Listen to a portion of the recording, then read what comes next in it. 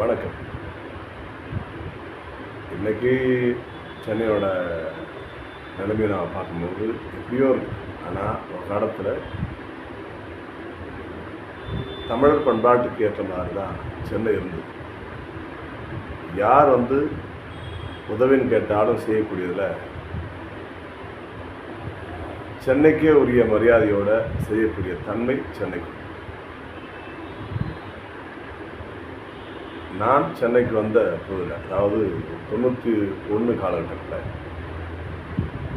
மிக எளிமையாக இருந்த பகுதிகளில் சில சம்பவங்களை சொல்கிறதுக்கான வாய்ப்பு என்னென்னா, இன்றைக்கி நான் எப்படி மாறிட்டோம், இன்றைக்கி நம்ம நம்மளுடைய வாழ்வியல் முறை மாறிப்போச்சு, நம்மளுடைய அணுகுமுறை மாறிப்போச்சு, மற்றவனை பார்க்குற முறை மாறிப்போச்சு, எது அழகுன்றதில் மாறிப்போச்சு, நிறைய விடயங்களை நம்ம மாற்றிட்டோம். அதாவது அதுக்குன்னு இன்றைக்கி சோஷியல் மீடியா, டிவி, சீரியல்ஸு, படங்கள் எல்லாமே அழகுக்கு ஒரு தனியாக டெஃபினேஷன் கொடுக்க ஆரம்பிச்சிட்டான்.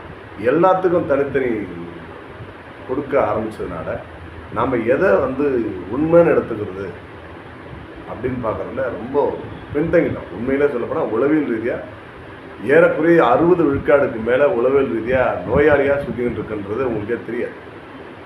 உண்மையிலே சொல்கிறோம், நம்மளுடைய வாழ்வியல் முறையிலேருந்து இன்றைக்கி மாறுபட்டு வாழ்வியல் முறைக்கு வந்துட்ட பிறகு கூட உளவியல் ரீதியாக மன ரீதியாக ஒவ்வொருத்தருமே பாதிக்கப்பட்டிருக்கிறோம்.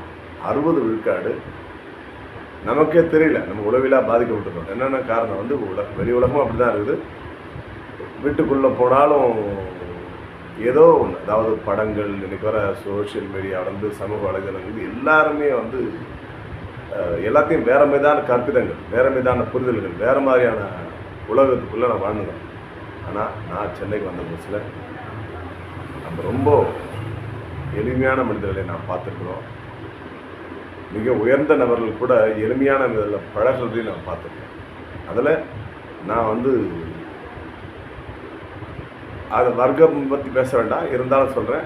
இப்போ பணக்காரர் ஏழைகள்லாம் இருந்தாங்க இல்லையா, அந்த ஏழைகள்கிட்ட அணுகுமுறை வேறு மாதிரி இருக்கும், பணக்காரர்கிட்ட வேறு மாதிரி இருக்கிறதுலாம் இல்லாமல் பொதுவில் பார்க்கும்போது பணக்காரன் உள்ளுக்குள்ள, ஆனால் வெளியே பணக்காரன் காமிச்சிக்க மாட்டான். ஏழை அவன் ஏழை, ஆனால் நம்ம ஏழைன்னு அவன் காமிச்சிக்க மாட்டான். எப்பவுமே ஒரு ஒரு ஒரு விதமான நம்பிக்கையான ஒரு ஆளாக இருப்பாங்க. ஆனால் இன்றைக்கி அப்படி இல்லை. ஏழை பெரிய பணக்காரன் மாதிரி காமிச்சிக்கிறான்,